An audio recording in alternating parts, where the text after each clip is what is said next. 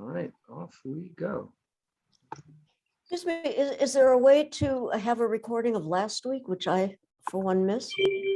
Yeah, it's on the Temple website. Oh, It's the same place where we have the link to the class. We post the recordings there as well every week. thank you. Are the handouts posted anywhere other than having to get them during the meeting? Last week's is posted in the same place. I'm pretty sure. I'll double check. If not, Okay, I can have them posted there. unless I open two devices at once, which I might do in a few minutes, but I haven't mastered being able to print out while also attending. Okay.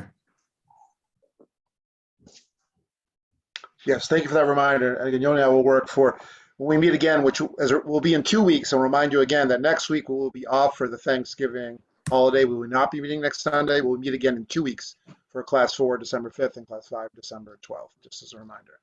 We're happy to be back here for Class 3, which we've entitled Joining and Staying in the Coalition, and with a few case studies, a few of the key parties in this current coalition, and the dilemmas they may have between the ideologies they hold dear and where those are being achieved in this coalition, and where they may have some challenges to their ideology based on decisions that this government has made, and that we'll be walking through those today.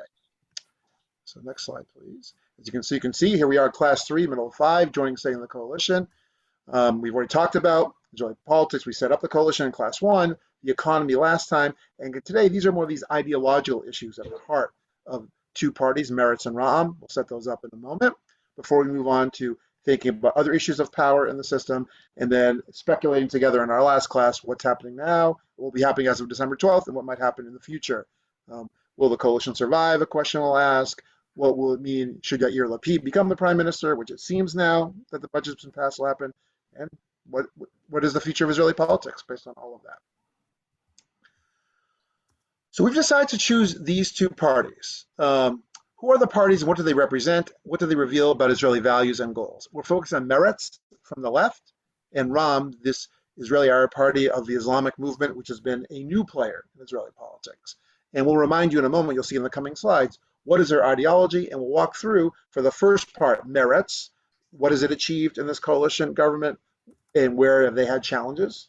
And the same for Ra'am, what has it achieved and where might it find challenges? The decisions of the government now and those that may come down the line. Here's a reminder of the election results, and just to remind you how it is on a knife edge, as they say in Britain, between the two sides, the pro and anti-Netanyahu coalition that was leading into this government. It is a 61-seat majority, and that's the magic number you need to have a coalition, so every seat counts, which I think reminds you of the rhyme in American politics today, when the Democratic Party is trying to pass things like the bill they passed Friday, every single vote counts.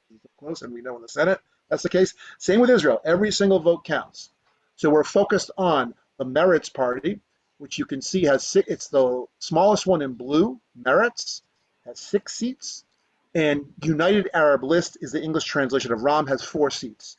2 of the smallest parties, but have a big stake. And again, every vote counts. If 1 or 2 don't want to vote for something, the coalition could fall. There could be a vote of no confidence. So that's why every party matters. And we thought, when Yoni and I looked at all of the different groups, these two have very interesting stories to tell, case studies to think about whether they should stay or not in this coalition.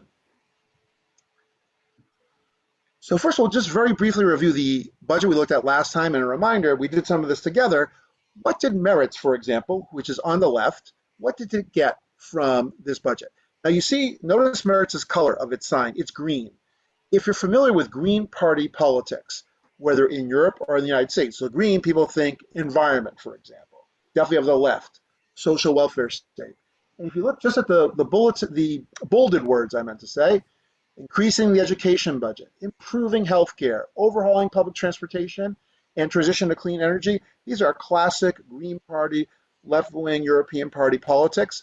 And Meretz was able to achieve all those things in the budget just passed. And I could say, yes, we delivered for our voters and for our ideology quite strongly. And now let's take Ra'am. Ra'am, so again, a party of the Islamic movement, Israeli Arab Party, never been in government before, and it entered government exactly for this purpose, to deliver particularly financially, economically for its community. And what did it achieve?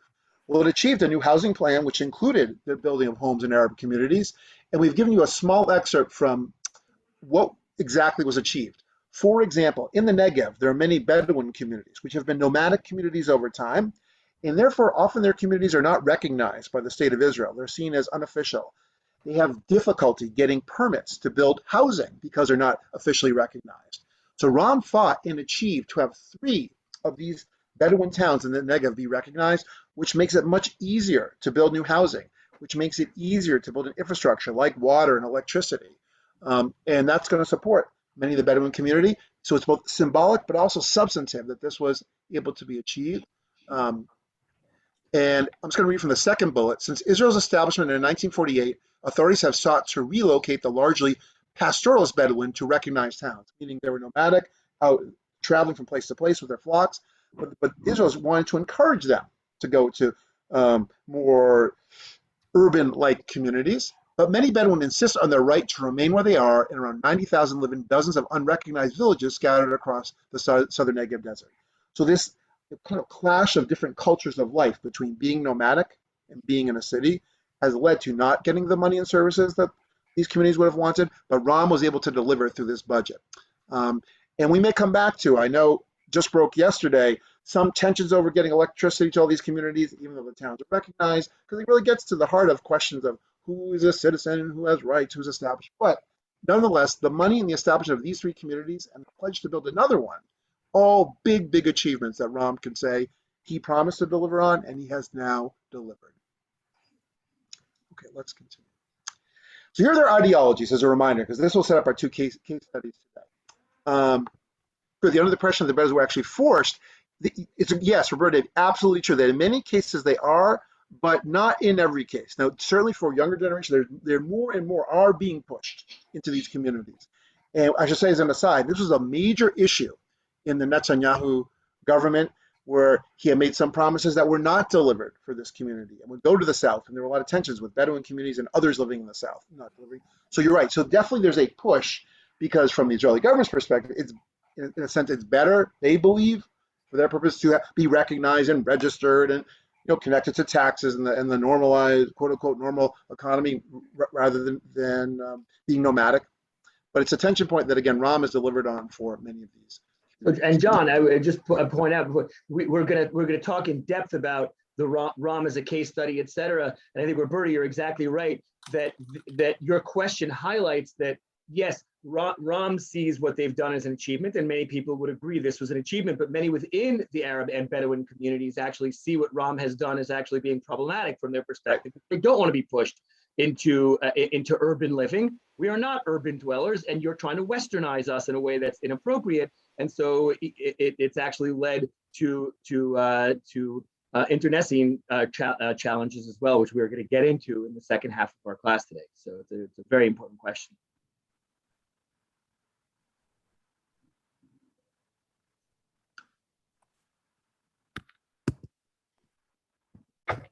All right. Am I frozen? Is John? I think so. I think John is frozen, but you are not. So I'm not frozen. continue. Okay. So let's give it 1 sec here. Let's see if John comes. John has even disappeared. Stop the share for 1 second. He has disappeared. So I'm assuming he's going to come back. All right, while he is out, I can pick up. The good news is we prepped these together, so either of us can pick up where we left off. So I will go ahead and do that.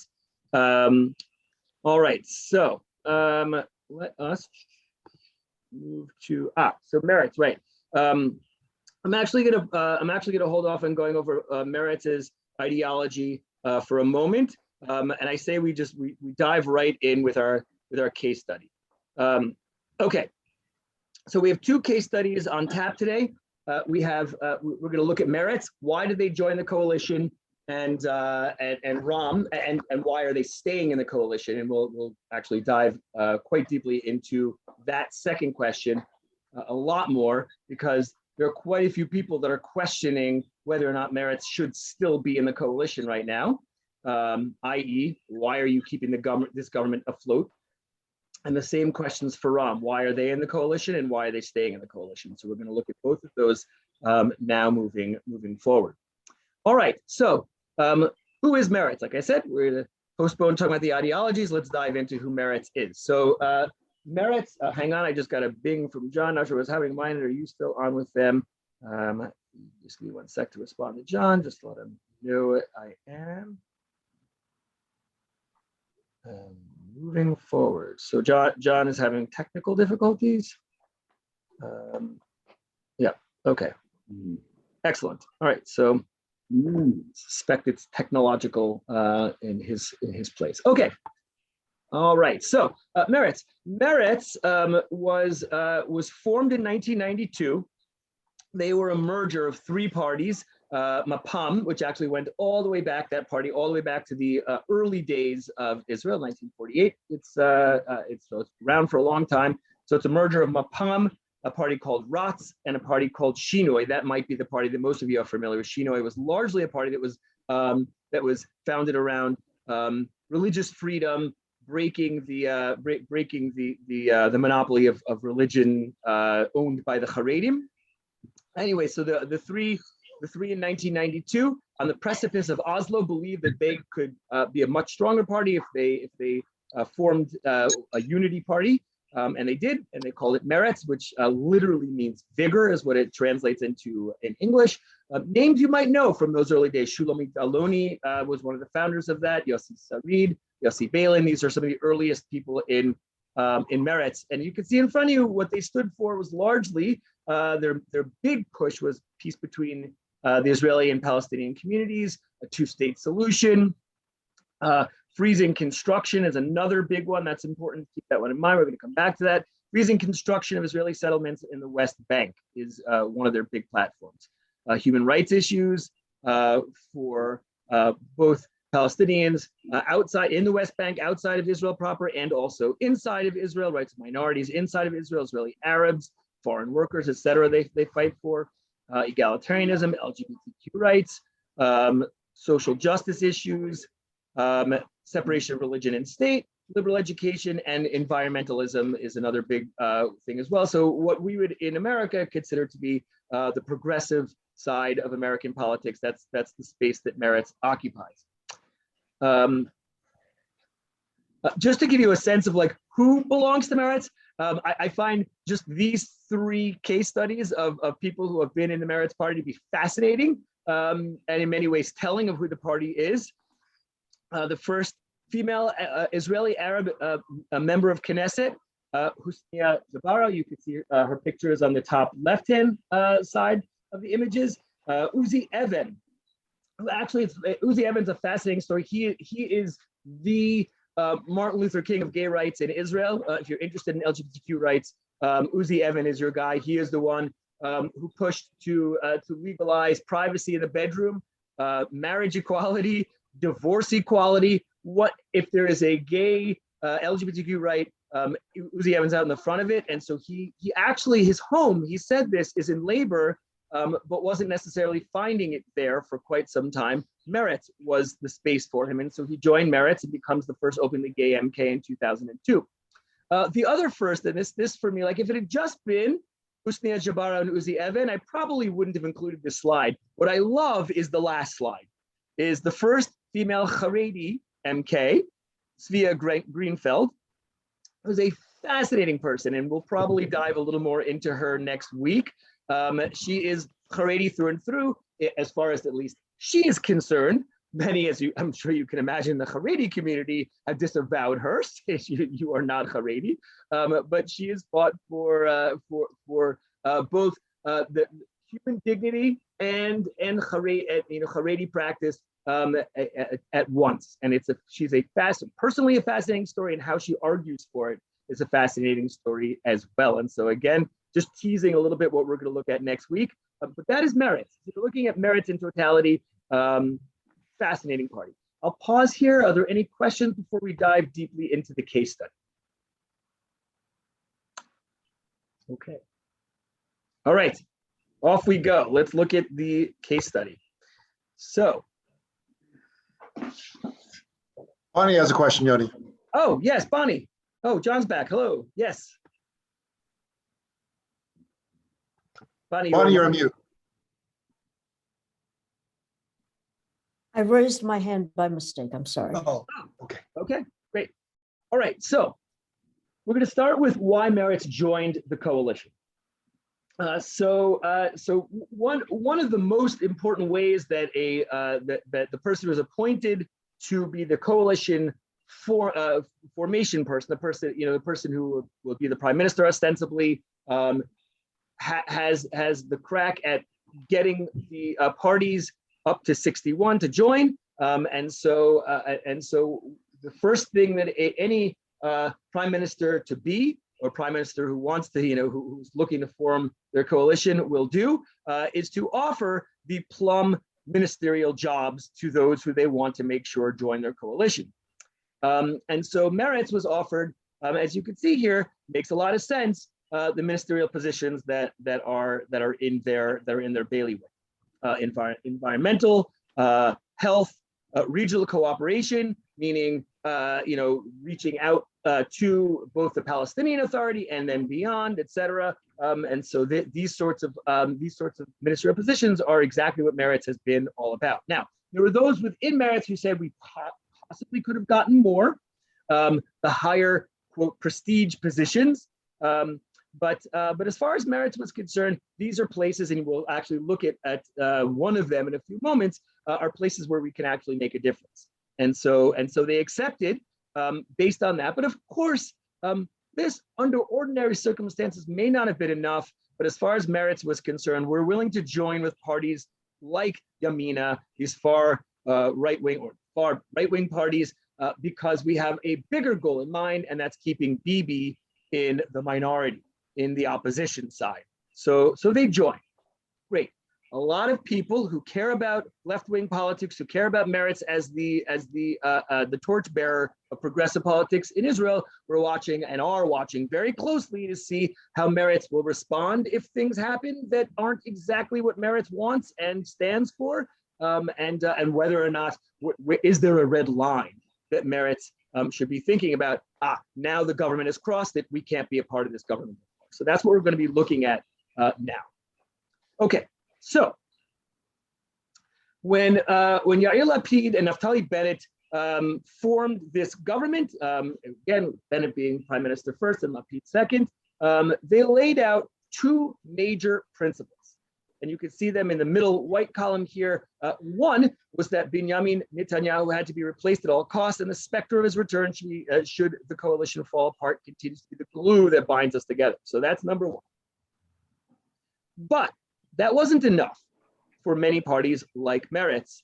The other promise was that since the ideological spread of the coalition is unprecedented wide, you've got, as you were looking at today, a party that is named Yamina, rightward, with the party that is proudly left-leaning, Meretz, to governing together, and also an Arab party in there. Since we have such a wide ideological spectrum, we would have to do our best to focus only on issues that enjoy a relative consensus across the entire group. So that was, as you could see, promised by Yair Lapid. Lawmakers must avoid being pulled in different directions, instead of focus on the job of passing a budget, which they've done, for what is important to all citizens of Israel: security, education, health, dealing with COVID, dealing with elderly, and improving the situation in the Arab community. So the promise basically from both Lapid and Bennett was, we will keep our eyes on the middle. We are not going to pull to extremes, because we know with this kind of spectrum that that's what we have to do to keep our governing coalition alive. We'll see how that now plays out. And I want you to be keeping it to yourselves in mind. If you're Meretz, how do you respond to what you are seeing? All right, so the first test of this occurred before, and I'm going to be very clear about the timing on this. This happened before the budget was passed. Two major things happened before the budget was passed. The first thing that happened was that the Defense Department, led by Benny Gantz, named 3 NGOs, three non-governmental organizations. So they're essentially private organizations who do work that is also deeply involved in government, but they're non-governmental organizations. Three Palestinian NGOs who have been around for a long time. Names you may know, like Al-Haq, Adamir. These are organizations who do reporting inside the West Bank on how Palestinians are living, what kind of treatment they are receiving at the end of the Israeli army, those sorts of things. There are also committees, NGOs that are involved in women's rights, children's rights, etc. 6 in total that were named terror groups. And that opened up the Defense Department to do all sorts of surveillance, all sorts of interference. They can seize property, they can shut down offices, etc. Because of their connection to named, or their supposed connection to named Palestinian terror organizations, specifically the PFLP. So this was announced by Benny Gantz, that these 6 have been named as such. And by the way, and so there are organizations like Peace Now, et cetera, that are following up on this, that have said that the Israeli government has in fact raided, seized property, et cetera, since then. It was a bizarre set of days that followed this, where Ned Price, who is the spokesman for the American State Department, said, we had no warning that this was about to happen. Naftali Bennett himself, the prime minister, said, I had no warning that this was about to happen. It wasn't a surprise that Meretz said that, but that the Americans said that, and that the Israeli prime minister himself said that, that was shocking to a lot of people and left people scratching their heads, and a lot of eyes turned towards Meretz. What are you going to do? There were still a few weeks left before the budget deadline was about to pass. And again, to remind people, if the budget didn't pass, the government was going to fall apart. So what's going on here? Why is Benny Gantz doing this? And did Bennett know about this? Is he throwing Gantz under the bus by saying, I didn't know about this? Hard to know. Here is what Nitzan Horowitz, who is the leader, right now he's the #1 seat in Meretz, said.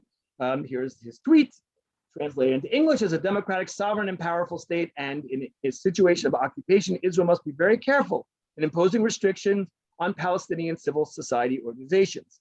This has implications in the political sphere, foreign relations, and most importantly, in the field of human rights. I turn to the Minister of Defense, Benny Gantz, to present to the government the findings that led to the decision. Show us the evidence, he said. We're willing, Meretz says, we are not willing to sell Israeli security down the river. We don't disagree that we have to fight terrorism, they say, but we're not going to do it unless you show us the evidence. And to this day, Meretz likes to point out that evidence has not been shown. So that is story one. And people were wondering what is going on and what is going to happen next. When the next, and of course you have pressure coming to Meretz from many human rights organizations. Just one example of it, Peace Now, of course, and Yiramin, and many others. You can see the list is on the bottom of those who spoke out against what they were calling a draconian measure against human rights. Okay. Moments after that, Benny Gantz, again, this comes out of the Defense Department, announces that 3,000 housing units are going to be built pretty deep into the West Bank. And so this is an image of Givat Zev, which is right near the major Palestinian city of Ramallah, building major building projects. 3,000 housing units were going to be built deep into the West Bank. And so this, if the NGO story didn't get people's attention, this one certainly did. And this one certainly did in America as well, because building settlements like this, and this is something we're going to talk about in the future in next week as well, are actually advertised to a large extent to American audiences. If you Google Givat Zev, you will see advertisements in places like the Jewish Press saying luxury living in Israel. This is your opportunity to get a cheap and beautiful, and they are lovely. I will say, you look at these pictures, you're like, wow, that's a beautiful housing complex in Givat Zev. It's only when you pull back the lens that a lot of people start to ask, where is this? Should it be here, etc., especially people like Meretz.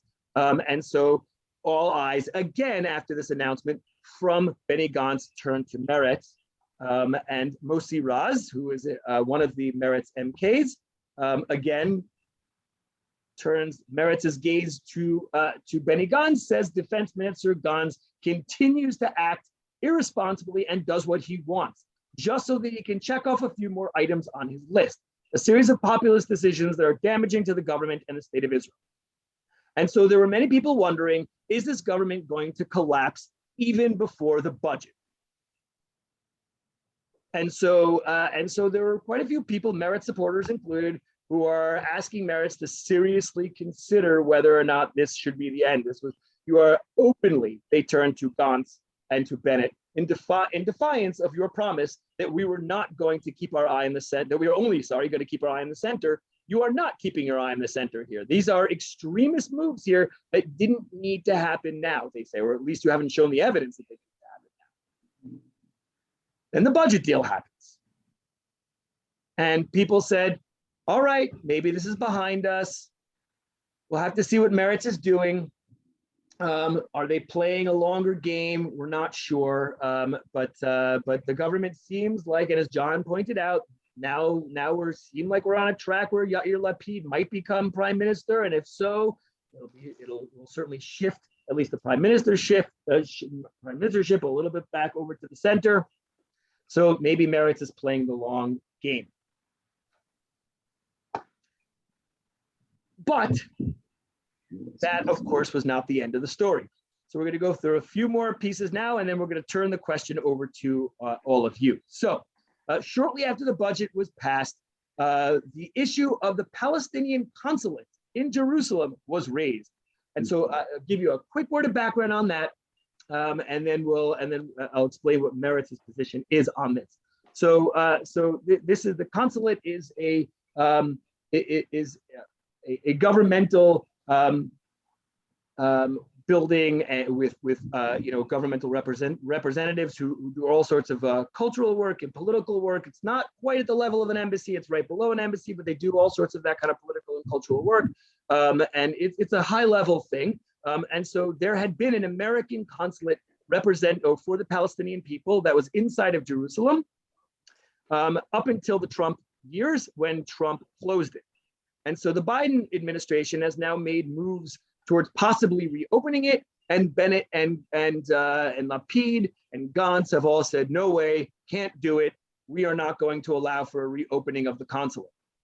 This has been an important feature, as far as Meretz is concerned, of the American relationship with the Palestinian people, that we need to have a consulate.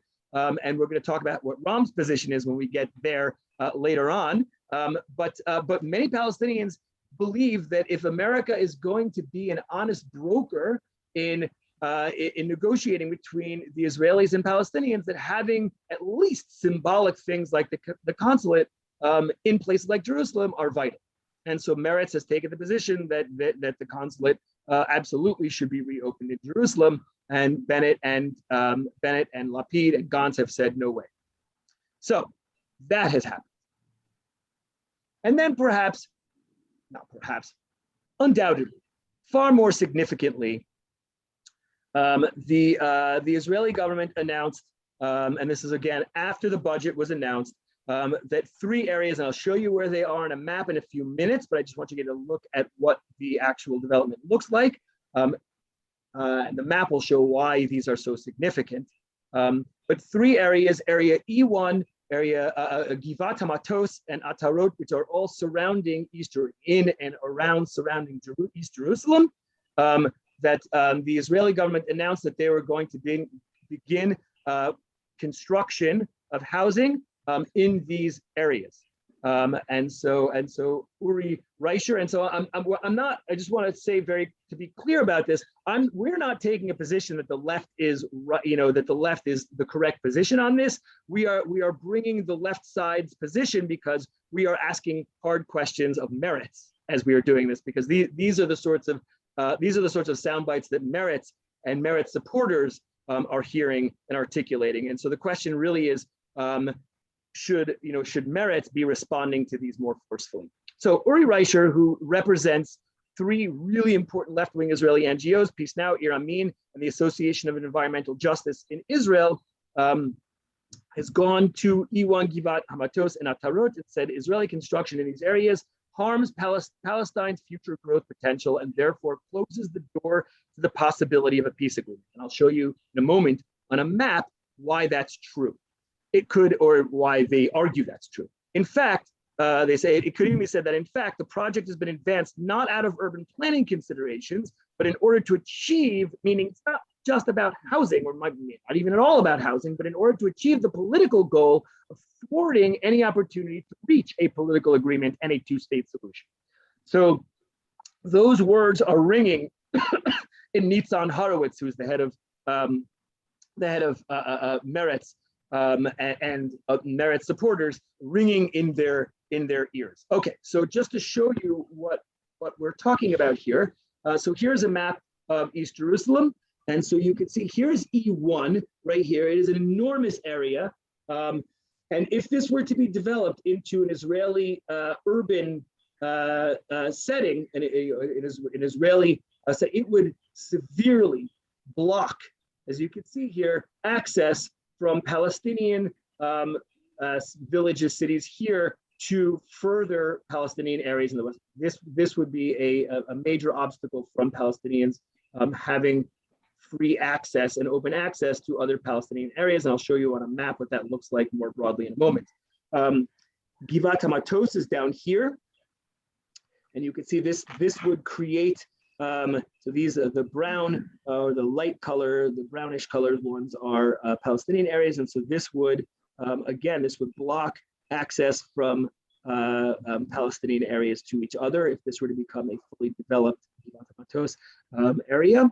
And then Atarot is up here. So again, would create divisions and block access from one Palestinian area to another. As you can see, oops, there we go. So here is on a larger map. So here are the areas we were talking about right here. And so these are all the Palestinian areas, north, east, and south, that further construction of Israeli areas, according to Ir Amin, according to Peace Now, would basically seclude Palestinian areas and keep their from being one contiguous Palestinian area, which they say would really prevent there from being a Palestinian state in the West Bank. And so that is the concern. And here is an image of this is Givat Hamatos. And again, just to this is highly significant because there has not been major village construction Jewish village construction in this East-South Jerusalem area for 20 years. Har Choma, which is right next to Givat Hamatos, was the last one 20 years ago. So we're talking about a major shift in Israeli policy. And here is a quote from Meretz MK, and will now take us from here into our group discussion.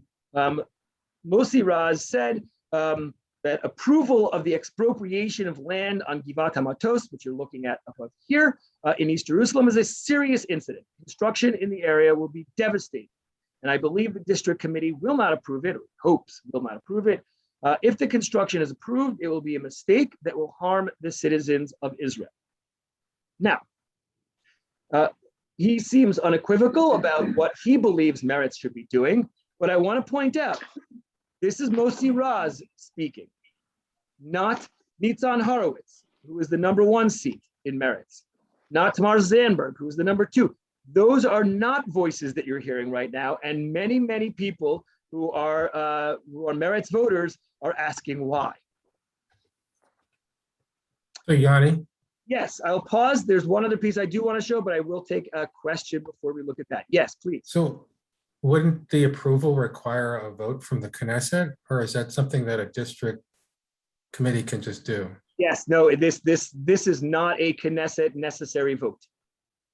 Yeah, these are moves that are largely either out of the district committee or out of the Defense Department. They are the ones, and because in many of these areas, the army is still the one who is in control of the West Bank, et cetera.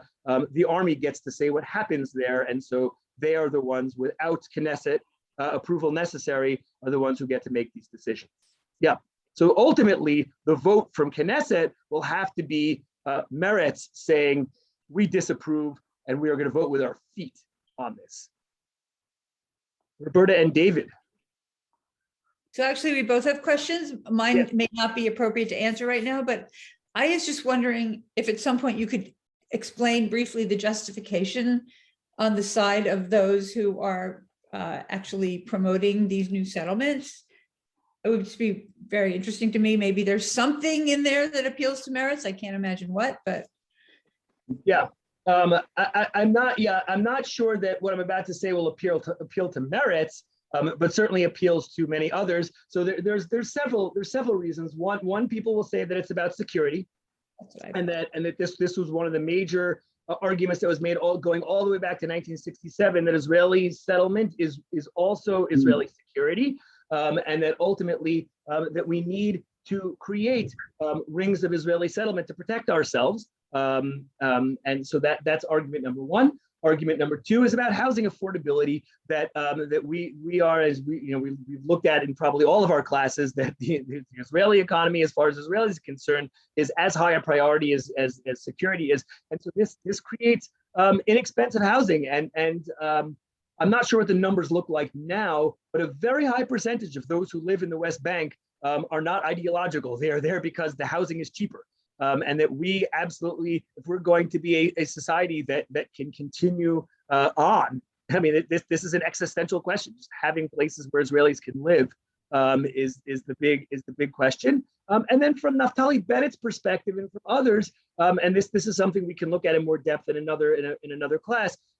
They have plans for what should happen to what's called Area C and areas A, B, and C within the West Bank. And those plans in their minds make sense. We're going to be able to create roads and bridges and tunnels, et cetera, that allow for connection, and that these don't really block Palestinian neighborhoods in a way that the left is claiming, and that we'll be able to keep that sort of continuity going, and that these are alarm bells that, according to Bennett, that aren't legitimate, and that we will be able to create what Palestinians need for our future plans. And so, and again, that requires a much deeper dive. So, Roberta, I don't know if that's a helpful answer, but those are basically the three perspectives on there. yeah, thank you. That is helpful. Absolutely. So again, this is not what Meretz would. Meretz does not think that's a good thing, but yeah. Right. David, yes. This is not really a question. It's more of a comment, I guess, but you can answer the question if there's one in there. So when I first heard about this coalition, I thought, oh, this is a recipe for not getting anything done, right? And then you point out that the coalition agreed on a strategy of let's get done what is in as many of our interests as possible. So that's like, oh, wow, maybe you can get something done. But these examples also show that because the coalition is so, shaky and dependent on every vote, then, various parts of the government can just decide, let's jam through something we want to do and get away with it almost, right? By holding hostage the entire coalition in a sense. Yep. And there are many, many people who are now, and so that's exactly the mindset I want all of you to be thinking about as we proceed to the question. I'm going to show you one last thing, and then I'm going to turn this over to you to think it through. Is it in Meretz's best interest? And you could talk about what Meretz's best interests are, but is it in Meretz's best interest to stay in this coalition? If it means that these other things, yes, we got the budget done and they got a lot out of it. We are the ministers of several things that we care about. But is it worth it if, these things that are not the promise that Bennett and Lapid made, that we're going to stay honed in on the center, but rather these are not center things as far as many people are concerned. Is it worth it?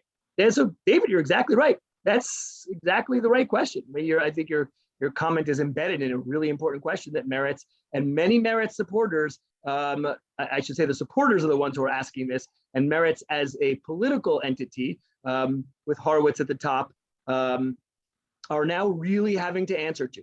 And there are, it's fascinating, there are op-eds all over the place that are really putting Meretz's feet to the fire on this. Yeah, Judy. I wasn't able to get to the first two sessions, so pardon me if this is something you've discussed already, but in terms of creation of affordable housing and the pressure on the Israeli housing stock and on the economy, there are enormous opportunities to develop parts of the Negev and parts south of the Tel Aviv Jerusalem axis that could do the same thing, that could serve the same purpose and could strengthen maybe the voice of the periphery in politics. So this is not just an issue about the security and the West Bank, but a choice being made that has other repercussions. Yep. And that is why Moshe Raz and others say you are actively making a political decision here. This is not an economic decision. You're making a political one, and we know what your goals are here. It is to cut off continuity. Again, not taking a position on this. Our goal here in this discussion is to ask putting your heads in. So this is a class on Israeli politics. Putting your head inside of Meretz. What should their next move be? And so that's a given, Judy. I think that the argument that you're making, that many in Meretz would agree with. How much pressure should we be putting on Bennett and Gantz right now to honor that and to follow that path instead? Yeah, you're exactly right, Paula. Yeah.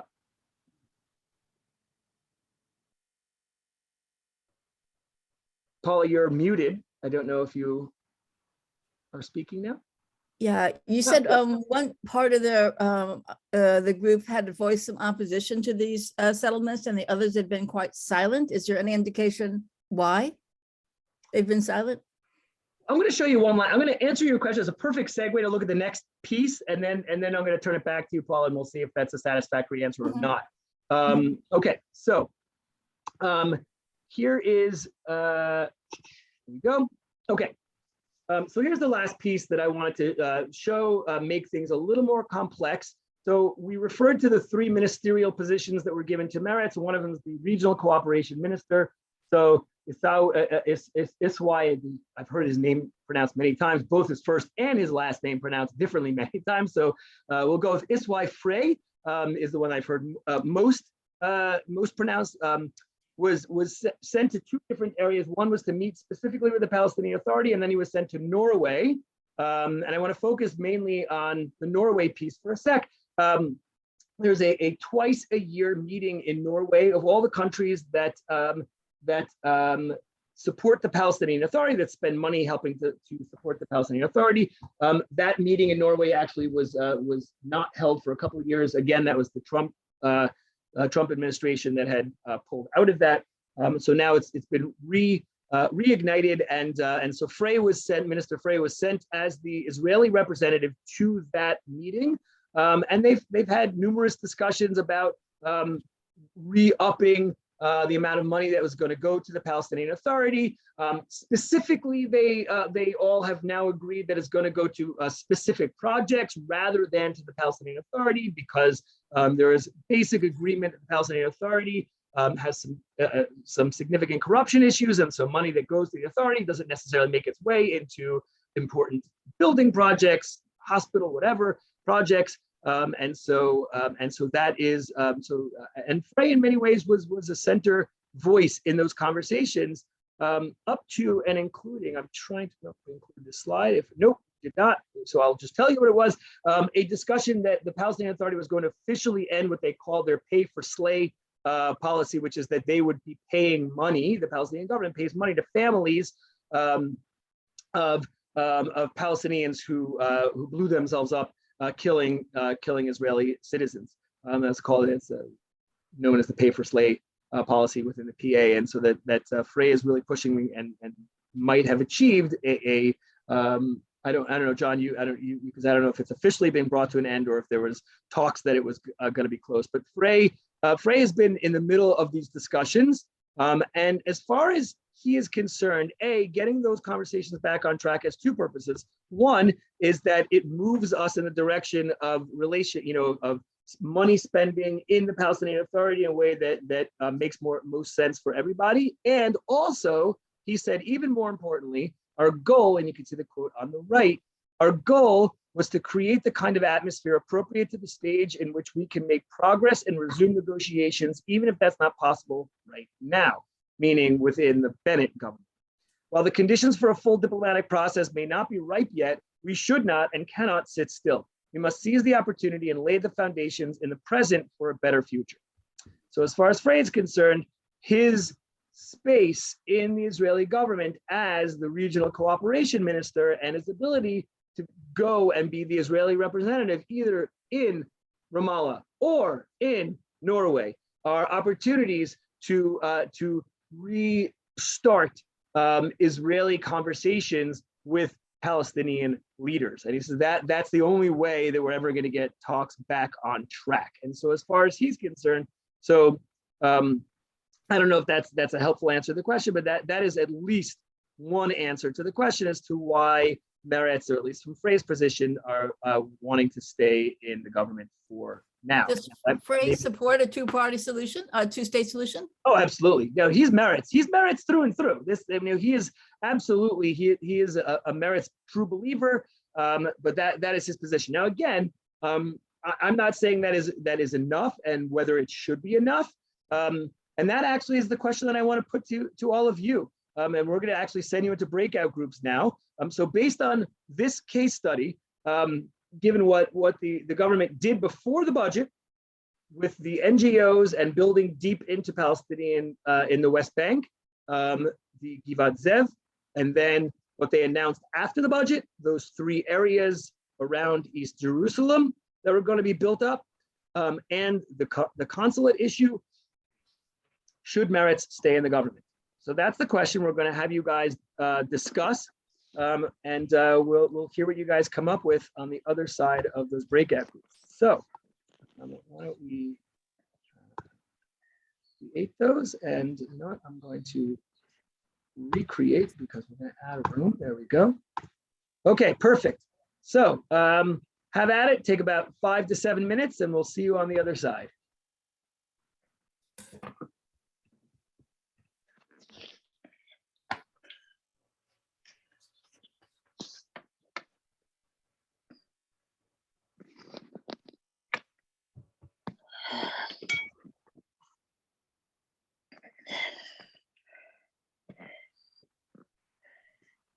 Arav, did you get the invitation to join the breakout?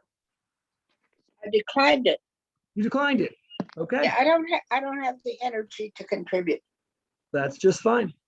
Okay.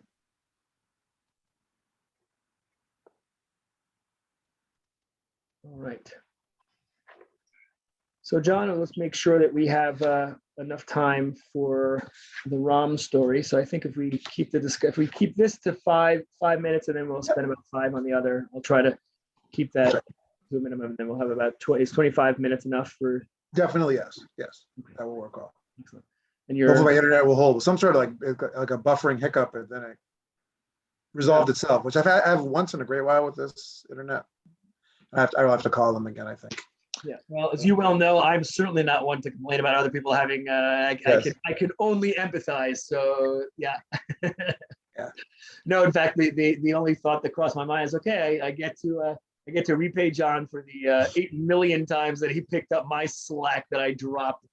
I have no idea why my internet, and this is hopefully not too going to bring the evil eye, but it just seems to have resolved itself. I have no idea why. But Yeah. I was on. I do have a sense of what's going on in my case. So in my case, it goes to these very old phone lines, which are degrading. And I've been in touch. They're supposed to upgrade my modem and system pretty soon. And I have they said about a month ago that around now they would be coming to do that. So what happened today happened a little bit yesterday. This is just a reminder that I need to do that. Got it. Yeah. It's a noble, in my case, it's definitely a noble problem, what it is. Got it. Yeah. No, in our case, that was not the situation because they upgraded. It was still a problem. We could not figure out why. It was just, so I don't know. Maybe we just finally reached the upgrade that got it done. I have no idea, but oh my Lord. So anyway, now I should keep my mouth shut and just be thankful for whatever I have. So that is it. Anyway. Anything you wanted to make sure from that overview that you wanted to make sure we got into the conversation? No, everything was very good. Very, very good. Yeah, no, it's great. Yeah. Very good.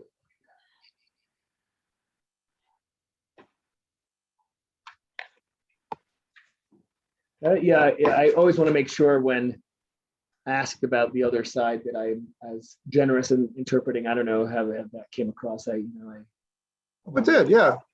Trying to think, would I have added anything? Well, you pretty much said at the end. I may have added the ideological a little bit more, but other than that, I think you pretty much said, you said what I would have said. Yeah. Oh, while you were in your internet thing, Yes. so one of the things that I want to make sure that we talk about next week, because I did here, I can show it to you right now. I did tease it a little bit. Is the Thea Greenfeld story? Yes. Who she is, and that she is a fascinating person within this sort of religious community, but also separating synagogue and state kind of stuff. And so so she might be somebody that we want to throw into the mix for next. Terrific. That's great. So I'll give them a warning. So, Mhm. Okay.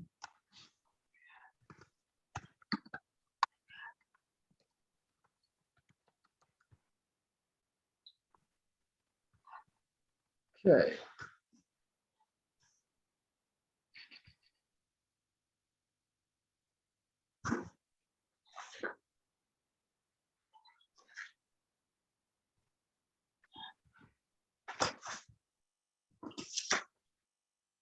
So Sydney's in a spike ball league. It's a one-day tournament. It's a sport he likes. It's a Cradles to Crayons fundraiser where you bring some gently used winter clothes as a donation, and then kids play in teams for a spike ball at a local Brookline park. Yeah, so that's happening. It's noontime. fun. I have to say, I really like spike ball. It's I do, yeah. It's actually a lot of fun. Yeah. Yeah, so I trying to figure out like how to explain it to people. It sort of feels like a combination of like volleyball and I don't know if that's like what's it like volley? No, it's kind of like volleyball. Just It is. hitting over net, you're hitting it into the net. But anyway. All right, welcome back, everybody. Hope people were not too badly cut off mid-sentence. That's one of the beauties of and charms of Zoom. So thoughts, would love to hear what you guys debated and discussed in your breakout rooms. If you came to any consensus or what were the points of disagreement?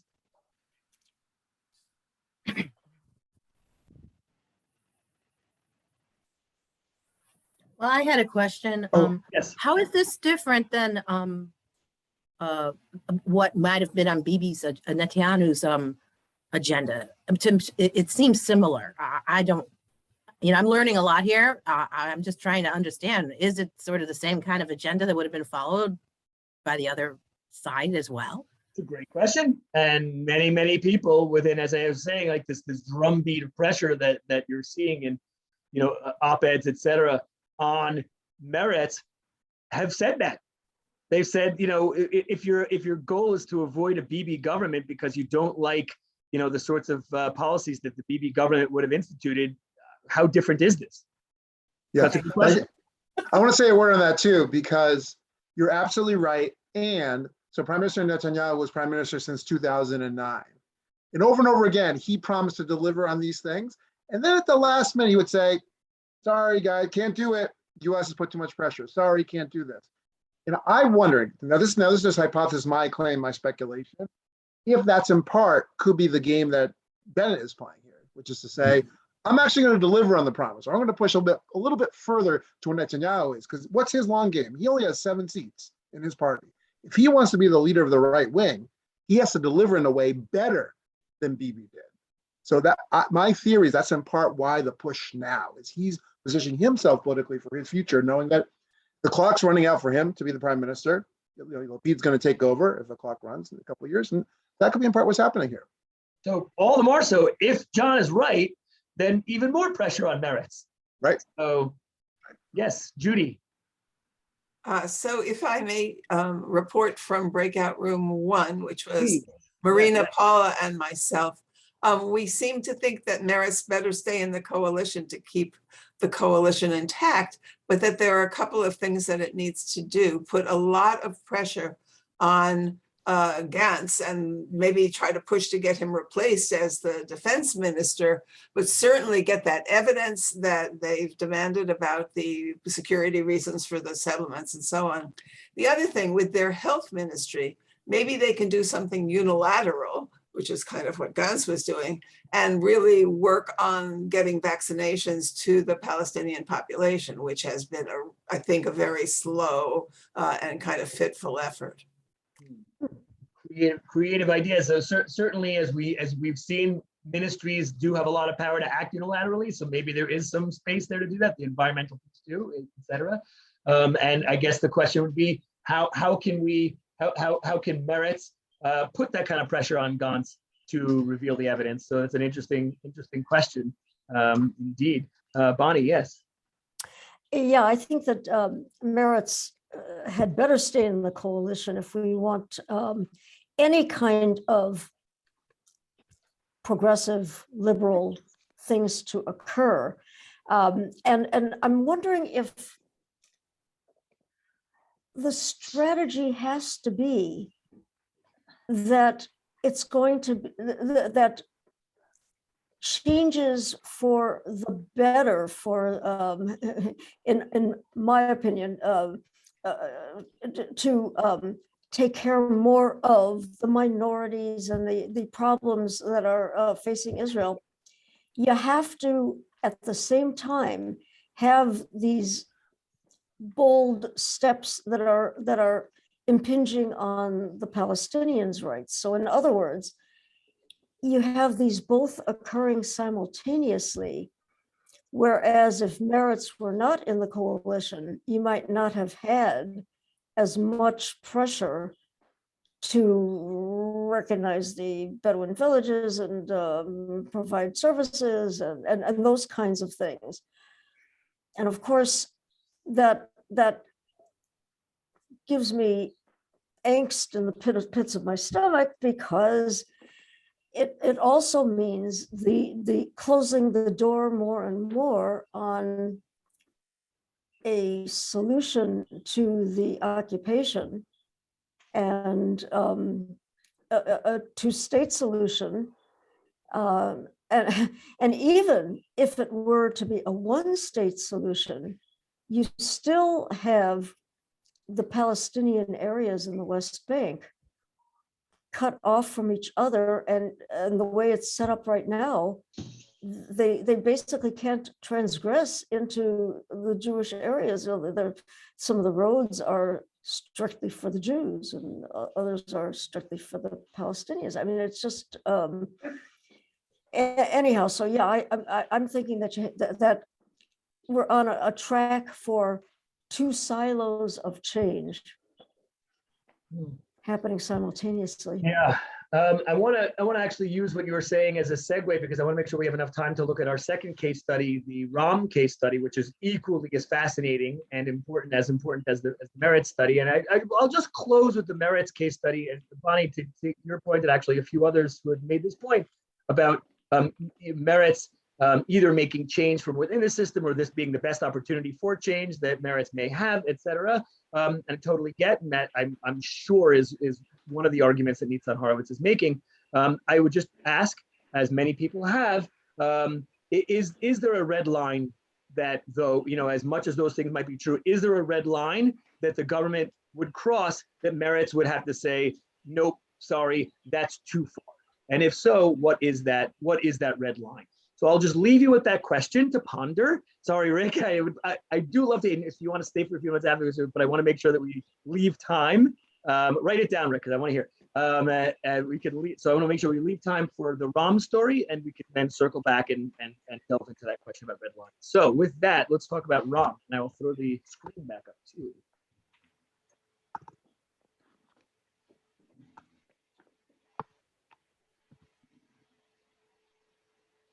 So now we're going to shift to Ram and Mansour Abbas. As a reminder, he was one of the kingmakers without whom this government would not have been possible. Someone who even flirted very openly politically with joining Bibi Netanyahu to make him have a coalition, to make that possible. So as we go through these issues, I want you to think about what is it about Abbas and Ram in particular, his motivations to be part of this government that are different than other figures like the journalist Ayman Odeh. And why is he getting involved? Was it simply about the numbers? Was it something else? And again, how is he balancing delivering for his community and being pushed and challenged on some core principles of his party? Now, one thing I'm going to say quickly about him that's not in the slides is a bit about his profession. He's a dentist by profession. He was trained as a dentist. That's what he was for most of his professional career before he became a politician, which is an interesting connecting point, I think, about him to the Israeli public. And that's been true during COVID especially. At the very beginning of COVID, there were all these studies that showed a close relationship between Israeli Jews and Israeli Arabs, particularly because of their meeting in the medical field. We estimate about 25% of medical doctors in Israel are Israeli Arabs. If pharmacists, somewhere in the 40 to 45% are. And so that's created new kind of relationships and connections that may also relate to his appeal and his ability to connect as a politician as well. So a bit of a tangent, but I think worth naming in terms of the broader culture of the moment. Let's go to the next slide, please. So how did it happen? Because for many years, there was this unwritten rule: you don't bring Israeli Arab parties into government. Well, it's Prime Minister Netanyahu who actually did so. Now, if you go back to 2015, there's a famous recording of him: the Arabs are coming out in droves and you must go to the polls to be sure that I win. So a lot of fear-mongering, many would argue, in Prime Minister Netanyahu's past campaigns against Israeli Arabs. But this time, once this got to its fourth cycle, the last of the elections, the first place where Prime Minister Netanyahu chose to go was to Al-Fahim, one of the major Israeli Arab towns, was to openly reach out and try to bring in Arab voters and say, actually, if you make me prime minister, I'm going to be sure you get the budget and the money, knowing that he was courting people like Mansour Abbas. And here you have a poster in Arabic, again, about the idea of maybe you should even vote for the Likud party because of me, right? And it says Arabic, we're all with you, Abu Yair. So name Abu, like father, so it's Abu Mazen is another name for Mahmoud Abbas, the head of the PA. So like it's kind of a familiar term often used to say, yes, look, you can trust Netanyahu as like one of these, your neighbor, your friend who's going to help to deliver for you. And his strategy was, I'll bring Ram into the coalition and they will get their budget. That's what is going to secure me to get the majority. And of course, the opposite happened, that Ram flirted with both sides and joined the anti-Netanyahu coalition, is what he chose to join. And here is just a recap in many ways of the budget we looked at last time and the way in which plans and money would deliver for the community. And we saw this in the budget, whether it would be unemployment or high tech or housing or training. Now Mansour Abbas has delivered for this, for the Arab communities in Israel through the current budget. These are promises and ideas that Netanyahu was talking about as well. But in the end, it became delivered through this budget. So let's go to the next slide. Good. And just a reminder of what we said at the very beginning, these 3 Bedouin towns being officially recognized, which allows them to be incorporated into Israeli society. The possibility of water and electricity, infrastructure, et cetera, now that they are recognized. Again, hadn't happened before. For many, it's a step forward, with the exception of those that was mentioned earlier, who may not want as Bedouins to be settled in these communities, who want to keep a more traditional way of life. But from a investment in the community, from a financial perspective, having these recognized communities allows for more housing, more government services, et cetera. Right. And let me just read these quotes to tie this back to Naftali Bennett. So here the Prime Minister says, our goal is to reduce the gaps in education, social welfare, women's employment, and the economic and municipal sphere in particular. The more we intensify education for mathematics and sciences in the Arab sector and increase the Arab participation in the high-tech market, the more we will all gain. What this references is that Israel is now part of the OECD, the most developed economies in the world, but how it is different than many European countries when you look at its Arab and Haredi populations, which are not as integrated into the Israeli economy. And everybody knows, business leaders, political leaders know, for Israel to continue to thrive as an economy, they need to integrate these sectors. And so Naftali Bennett is saying explicitly, and why he would say, of course, in this budget, we're going to invest more in education, high-tech training, and et cetera. And that's the thinking why there's a consensus among the Israeli politic, and why Mansour Abbas has this opportunity to go forward. As it says, as the social equality minister says, the second quote, I believe that this plan, this budget, will provide hope to many people who live in Israel, and in the end will also reduce crime and violence. In the last campaign, the major issue that the joint list ran on, so not Mansour Abbas, but Ayman Odeh, other Israeli Arab parties, were high crime rates, and sadly, Arab on Arab crime in many cities within Israel. And what are ways to tackle that? Some through policing, but some through opportunity, economic opportunity, seeing as part of the solution, which again rhymes with the discussions we have in this country and other parts of the world of how do you fight crime, both through policing, but also through economic opportunity. And that's why there's support within the budget. Recording in progress. Okay, excellent. So here are some quotes by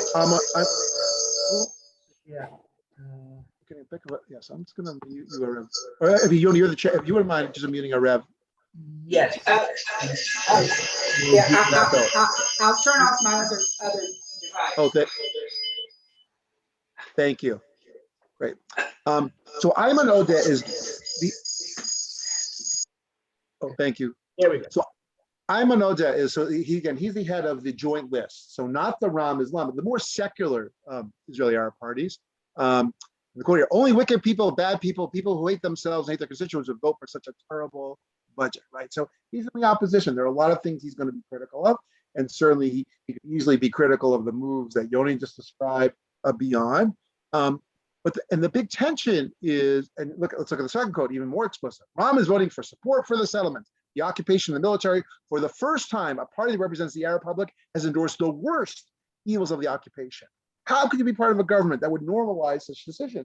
The joint list is saying, and stating on these principles, there's no way we could support such a government.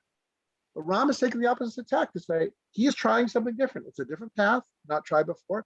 I need to deliver. Who knows when the conflict will be resolved? I'm sure he would argue and would say, I need to deliver today for people, for their housing, for these communities to be recognized in the Bedouin communities, for high-tech education.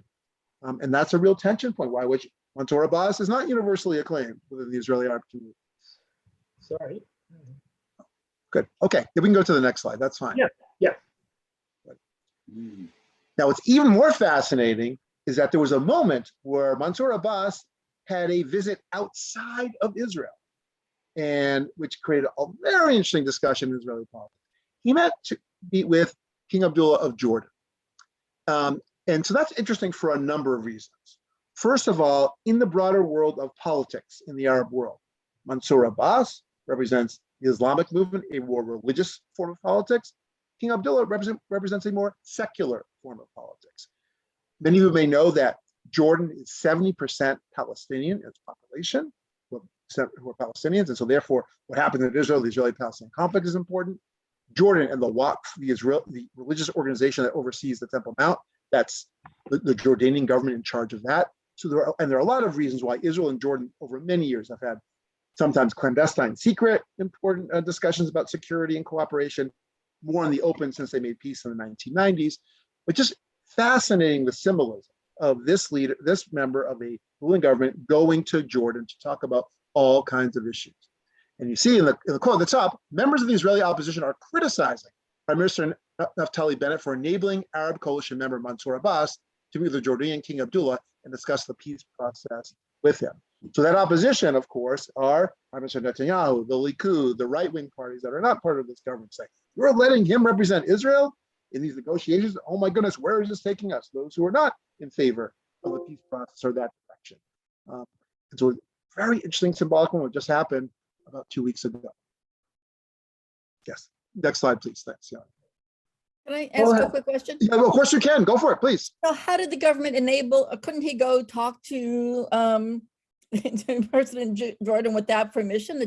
How did Oh, the yeah. government enable it? It just, I don't Well, understand the enabling part. Well, so it's like, so that typically you would reserve these visits. Let's say for any government. Yes, of course, we know members of our Congress go to countries all over the world. You're absolutely right. If you're a member of a Knesset, but this is again about politics. It's the symbolism to say you're going to, because we know from the right wing, there are those, first of all, who are very skeptical of a two-state solution, skeptical of a peace process. And what they're really doing through this criticism, they're questioning the security, and I think, put in political terms, the quote unquote, right-wing credentials of a party called Yamina and a leader Naftali Bennett. This is you're going to send as the emissary for Israel to a leader when it comes to our security and the future of the state. Look, this, I think, really sowing the seeds of distrust, which some would not have, that this should be the representative of Israel. Gantz, a defense minister, of course. Naftali Bennett wants to be the king, fine. But why Mansour Abbas? He has no cabinet position. And there were pictures of them sitting side by side. So it's the symbolic role of that, I would say. It's making political hay, so to speak. Yeah, exactly right. Exactly right. Good question. Thank you. Let's go to the next slide. So now let's put some of the same situations, and we'll add a few others that Yoni put before. Think about E1, Givat Hamatos, Atarot. Abbas is in this government too. And you can imagine his constituents are not thrilled by any of those developments. And that's kind of represented what you see on the article on the furthest left, where it says settlement plan on Jerusalem airport. So that's Atarot, is that community where the Jerusalem airport area is.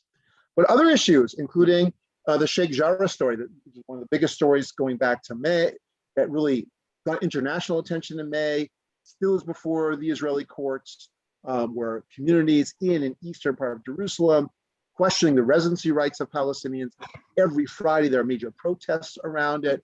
And there was a deal put forward which said, oh, you get to stay, you can pay rent, provided that you basically in writing recognize that your homes and communities are under the deed of Israeli organizations and Israeli Jewish organizations in particular. So there are all these flashpoint moments, including the one in the middle about this Muslim ceremony, Aqsa Mosque. So again, for Abbas, is he normalizing? Is he sanctioning things that his constituents would not want by being in this government? What is his political calculus as he sees moments like this happen in a parallel way to what we just saw with Meretz? And I'm sure there'll be more of these moments. Let's keep going. So based on those, so we have only about 10 minutes left. We're going to give you now a few minutes, about 4 or 5 minutes now. One more time in breakout groups. You can pull up those slides, look together, and think from Abbas's perspective. What might Abbas do? How does he think about this classic tension in politics, compromise versus principle?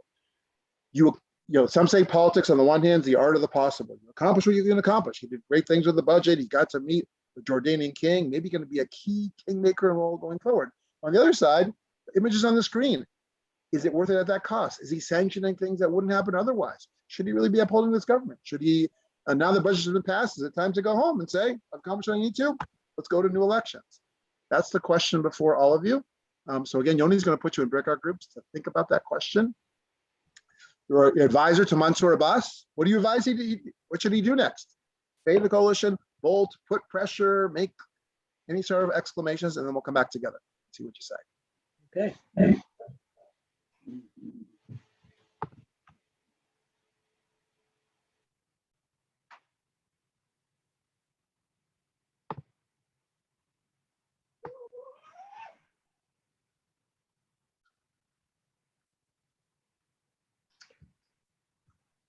All right, excellent. Good job. Thanks. I think we you probably had to fly through it a little more quickly than you ordinarily would have, but I think It's okay. Yeah. We'll get the big ideas. I think that's fine. Yeah. So you're all set for the last piece of it, tying this all to the religious Religion and state, yes. Yeah. What do you think is behind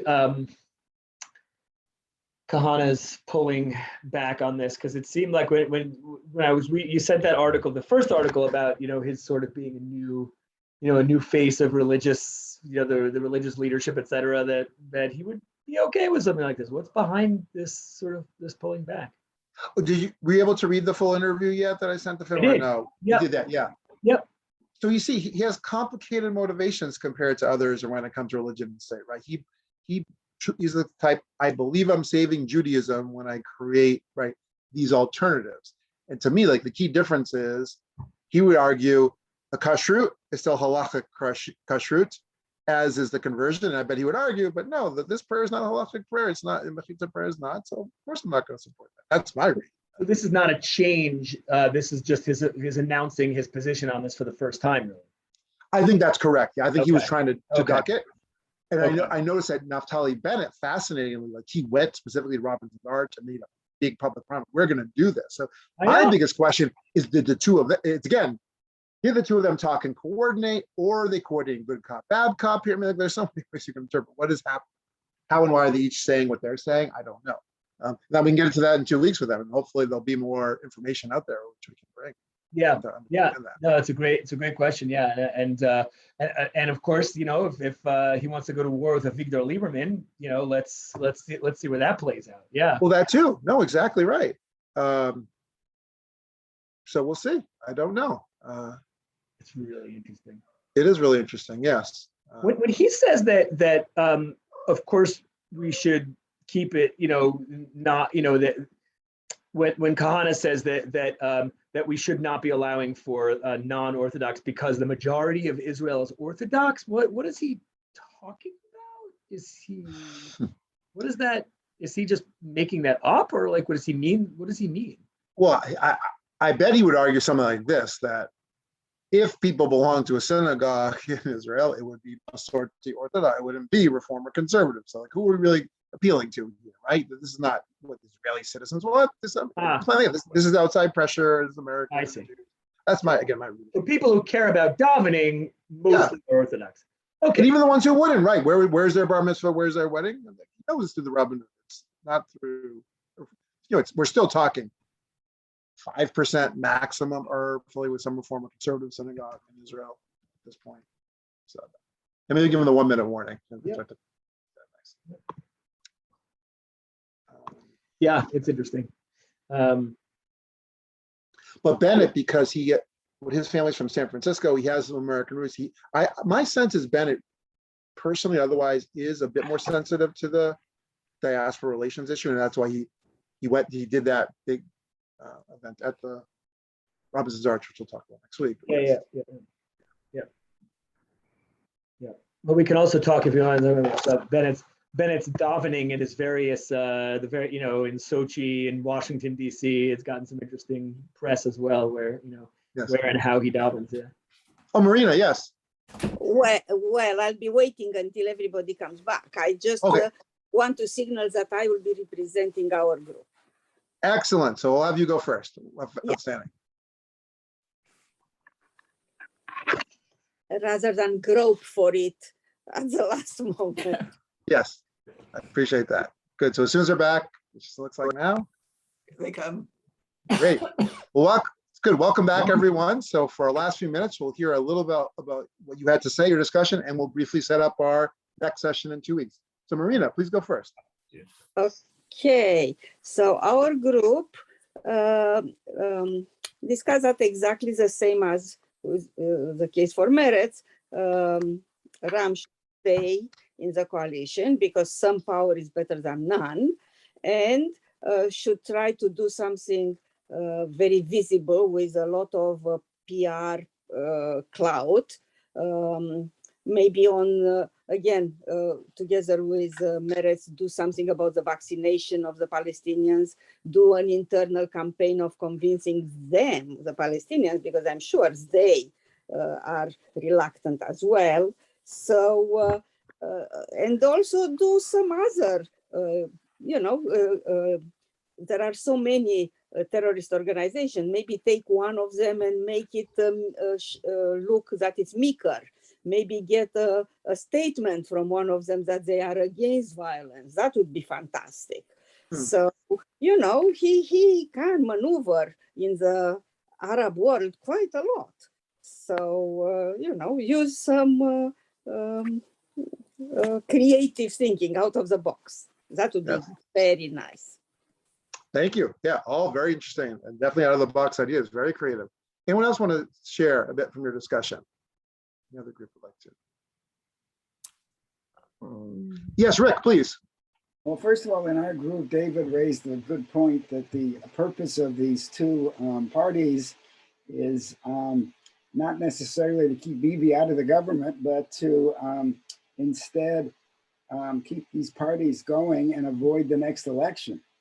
Hmm. And the other quick point I was going to raise is that each of the goals of these parties is pretty good, except there were these, what to me were red lines. One was about removing religion from the government, and the other was about dismantling the settlements. I think those are big deals that are not going to happen that quickly. Hmm. Thank you. I'm going to say a word about religion in just a minute, so I'm glad you raised that. I'll let Bonnie speak, and then I will wrap up for today. Bonnie, please. Yeah, we talked about how everything is incremental and how Abbas really needs to point out to his constituents the small changes for the better, and keep on going, kind of like Biden has to do with his new legislative experiences to make people at least feel that something is happening. But personally, I wanted to mention that you had started the RAM slides by asking why didn't the joint list decide to join the government, and I vaguely remember something about they thought they could work better with Netanyahu to get things done, but maybe you know more. And it was such a disappointment that the joint list didn't join because they're so much more progressive. Great. Yes. So great question. So on that, the closest moment they had to joining was election number 2, when Benny Gantz slightly took the lead, and there was a moment where he almost had the 61 majority. And we know he had meetings with Ayman Odeh and the joint list. And we know for some reason it broke apart, and there was a mutual not meeting of the ways. And the main reason probably was Avigdor Lieberman, who goes back to being the core reason why we're in the 4 election cycle to begin with. Because you remember, go back to election 1, Avigdor Lieberman goes with Bibi, is natural ideologically, at least on security matters. We wouldn't have had this 4th election, and we wouldn't have had this coalition. But Avigdor Lieberman has been hawkish and not interested in serving with Ayman Odeh, concerned from a security perspective. He believes therefore a one state, and a one state which would not include a Jewish character of a state. So Lieberman has no interest, and Lieberman being a key player here is the main reason why Odeh didn't go forward and still isn't part of it. Among others, I think, who would not, in this coalition, I think would work with Ayman Odeh. And I mentioned Lieberman because that's actually a perfect segue to our previewing in 2 weeks. The other reason why Lieberman said he did not want to join was because of religion and state questions. And that's why we've decided to go for class 4, which is where do questions of religion and state and Jewish state stand? To give one example, which just broke in the news recently, some may recognize this place in Jerusalem around Robinson's Arch, which is an egalitarian space near the Kotel, the Western Wall.